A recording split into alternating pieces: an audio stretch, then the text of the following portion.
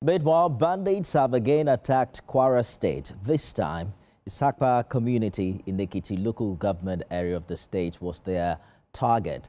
11 residents were reportedly abducted. The gunmen, numbering over 20, allegedly stormed the area yesterday with a large herd of cattle, firing shots indiscriminately. Residents say an elderly woman was reportedly hit by a stray bullet during the attack. A community leader confirmed that 7 of the abductees are from the same family. Children, a pregnant woman, 2 nursing mothers and several other women are allegedly among those kidnapped. Eyewitnesses say the attackers left bullet holes on walls and doors, and expended AK-47 shells were found scattered across the town. We attempt to decode the crisis, the operations and the politics with 2 critical voices. Dr. Dixon Osagie is counter-terrorism specialist and global security analyst, is joined by Chukwuma Okpalizeku, who's Igbo youth leader. Gentlemen, thank you for joining us on the program this evening. Let me begin with Dr. Osagie. This is now 2 major attacks in 1 week across the same axis. Gunmen moving with cattle, we're told, coordinated, heavily armed. What does that tell you about the operational confidence and possibly the supply chain behind this group? It's a disturbing issue, and that also is an indication that Nigeria is fast becoming a criminogenic country or a crime scene, because we can't have these non-state actors holding us in a state of unrest, and also going after our people, and also eliminating our people in their places of work, in churches and other areas. And I tell you that this is a joke taken so far by our security design. It's a joke taken so far by our national security strategy, because I think that national security strategy needs to be revamped and also to be reviewed as well. Let's understand what are the measures put in place to ensure that these criminal guys, they do not carry out their criminal activities and go back to their governed space or to their safe haven and take shelter without being attacked. I tell you for free, that if we want to go by the measures of security applications, first of all, we need to understand that we should not always be, we shouldn't apply reactive measures when it comes to security incident, because what I see in our own situation is that we're always being reactive.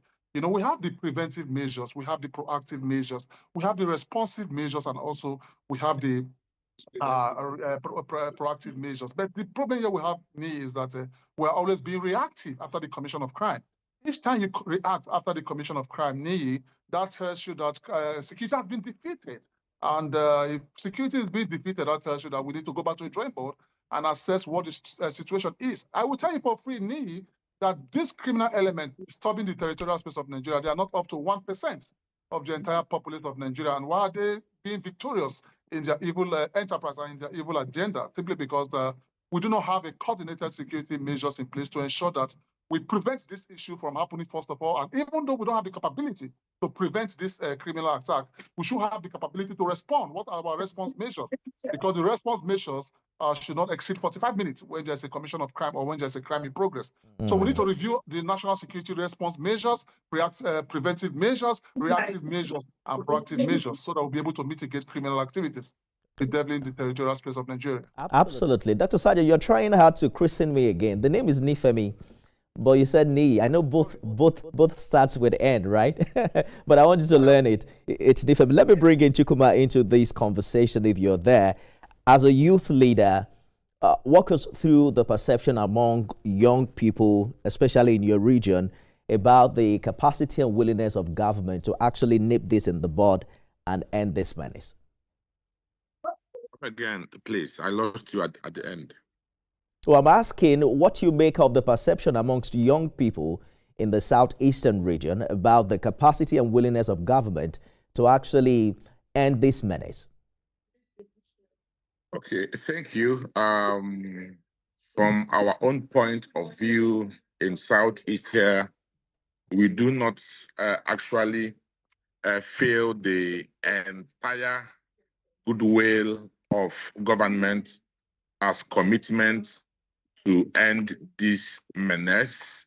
We do not feel it as a people, but in my personal opinion, I want to commend the recent response of the federal government through the National Security Advisor with the meeting the NSA had with the secretary, the U.S. Secretary, Department of War. The outcome of the meeting signaled enhanced collaboration with Nigeria in terms of intelligence gathering and sharing.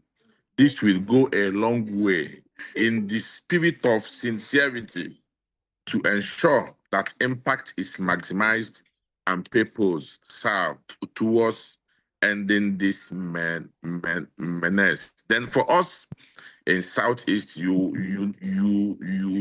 know that just on the 20th, 5 days ago, Mazi Nnamdi Kanu was convicted for a life imprisonment. There are mixed feelings here.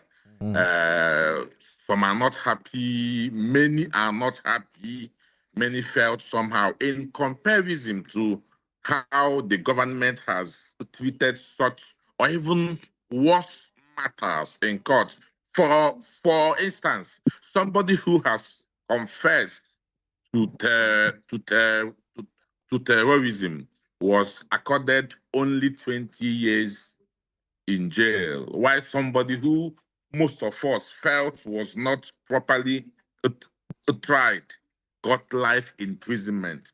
The majority are feeling so bad, but in my personal opinion and as a leader of the Igbo youths, we tagged that judgment a welcome development. This is because for years, our brother has been in awaiting trial.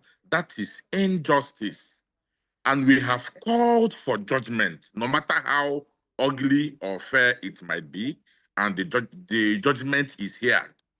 We are happy that the judgment is here because number one, we have called, we are convinced that political solution is the only approach that will yield the desired result. And the president, who is in the position to attend to this political solution, do not have access to attend to the matter because the matter is in court. When a matter is sub judice, any responsible law-abiding human being must wait for the determination of that matter by a court of competent jurisdiction. All right. Therefore, now that there is a judgment, irrespective of how unfair it is, we are convinced that Mr. President and Commander-in-Chief now has the onus, the opportunity, and the privilege to grant him pardon in the name and for the sake of national healing. All right. And I hear you clearly. I will take a short break. I also like to hear Dr. Saji's opinion on this, especially how it impacts on our fight against terrorism and the wave of violence that we are now recording in the country. Stay with us, everyone.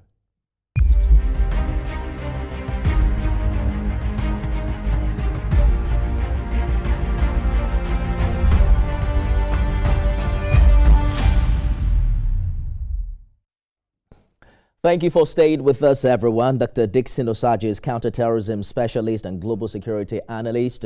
Chukwuma Okpalizuku is a national youth leader in Southeast Nigeria. Gentlemen, thank you so much for staying the course on the program. Dr. Osagie, I'd like to get your response to, the opinion expressed by Chukwuma earlier. I'm sure you are following very closely the strong reactions that have been triggered by the life sentence handed to Nnamdi Kanu. He's also made reference to the ISWAP leader who got 20 years imprisonment relative to a life sentence for Nnamdi Kanu. How do you see this impact on our onslaught against terrorism? And what would be the security implication of a political pardon as been suggested by stakeholders in that region? An apology once more for calling you Nee. Oh, that's all right. I agree with some of the points raised by my co-discussant, and I tell you that what I've seen so far and what is happening in my country, Nigeria, is so disturbing.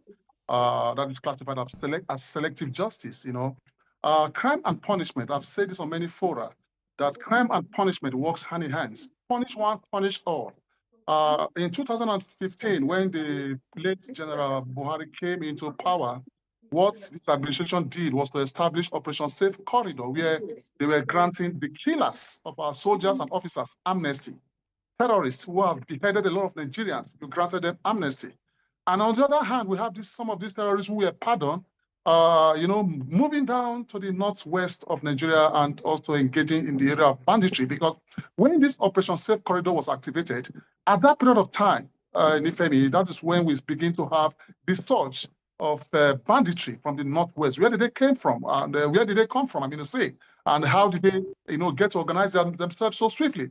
So for me, going by the judgment of Nnamdi Kanu, I think that is very wrong because I'm not going to, abuse the judgment, but I'm going to say that for me, my own perspective, few days before then, someone who committed a crime or an act of terrorism was, jailed for 20 years, and someone who uses his own mouth to call for violence was, sentenced to life imprisonment. That is no balance of justice. That is selective justice, and that is not going to, bring about unity to our great country, Nigeria. And that's why we have to be very careful when it comes to crime and punishment. If you are going to pardon one, pardon everybody. If you are going to forgive some people on the name of the repentant terrorists, then forgive everybody so that we will know that, yes, Nigeria is a criminogenic country or it's a crime scene. I get your point, Dr. Saje. Opinions are sharply divided about this, and we're going to find time to explore it further. But the U.S. just agreed to deepen intelligence support, expedite defense equipment, and possibly provide excess defense hardware. At least that's what we're learning from the recent visit of the National Security Advisor and his team to the U.S. Will this shift anything significantly on the ground, say in the next 12 to 18 months? Counterinsurgency is a systematic, approach, and also it's a two-way coin. From the military perspective and also from the political perspective. Most of these guys that are carrying out this arms and ammunition, they are being sponsored by one or two political class or political element or some criminal element or conflict entrepreneurs. So no matter the arms and ammunition you bring on board into this country space, all that we're going to do, all that is going to do is just to maybe eliminate the threats, eliminate the criminal guys, eliminate the fighters.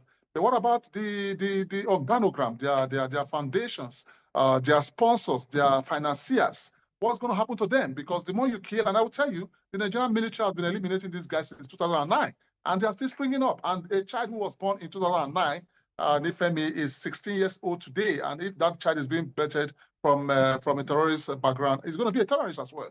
So we need to go into the foundations. I appreciate the U.S. Support, their arms support, and also intelligence gathering support. But what are we going to do within? Because what is happening in Nigeria is that we are suffering from internal threats and enemy within.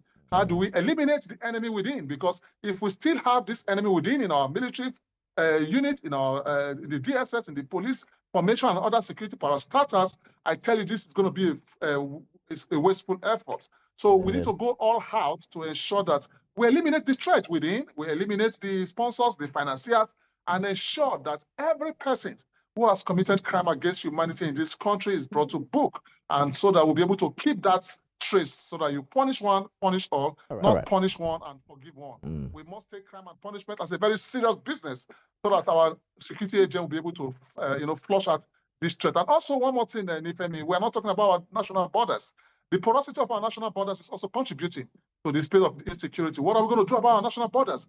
We need to have an effective policing of our national borders, cut off the arms supplies of these guys, because when it comes to counter-terrorism, three factors are involved: demobilize these guys, demoralize them, and also de-resource them. Where are they getting their resources from? We need to de-resource them and ensure that this intelligence gathering from the U.S.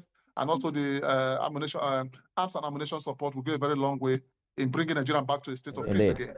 Let me hear from you, Chukwuma, before we go, because you represent a youth constituency that is emotionally invested in this issue. The federal government has been concerned about getting the people on its side, also getting the narratives right. How do you think it can get the young Nigerian population on its side in the fight against insurgency and terrorism at this time? Come again, apologies. I'm asking how you think government can get the its young population on its side. You know, you started by mentioning what the feelers are in the Southeast as regards to the ability and potential of this government to fight this battle. How does this government get young Nigerians on its side in its fight against terrorism? Yes, judging from the Southeast here, the government need to make its arms and goodwill even to the regions. We in Southeast here, we encounter great insecurity and violence, yet we don't experience or meet or have what the federal government is doing in other regions, such as amnesty, such as non-kinetics, etc. There is need to But your governors are joining the ruling party. They seem to have a different expression. What do you think? I always want to maintain the distinct line between politics and governance. Partisan politics is politics, governance is non-partisan. The fundamental responsibility of government and governance is security to lives and property. It has nothing to do with partisan politics. Federal government is not their efforts, their non-kinetic efforts. It's not coming down to Southeast.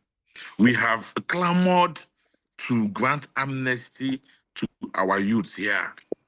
We have experienced batches of repentant Boko Haram sects.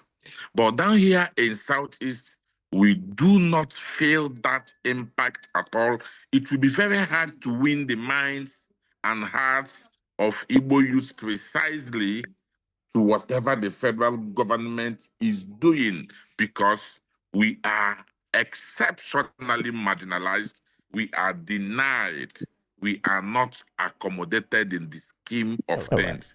None of us wants to join the military again, because every Igbo youth seems him or herself as a scapegoat. Am I communicating? So the federal government needs to activate its effort towards winning the hearts and minds of citizens. Like my colleague said, this is an internal violence. It's a challenge from within. You must look deep down inside to discover the roots and resolve it once and for all. Good place to leave it, because we have completely run out of time, and I'm happy that you're able to land on your point. Chukwuma Okpalazeku is Igbo youth leader who's joined this conversation. Dr. Dixon Osaje, counterterrorism specialist and global security analyst. Gentlemen, thank you so much for joining us on Beyond the Headlines. Yeah, and thank you for all you do. Have a nice day. You too. That's our show today, everyone. Thank you for being a part of it. Remember, you can watch it again at midnight and 6 a.m. tomorrow. I am Nif.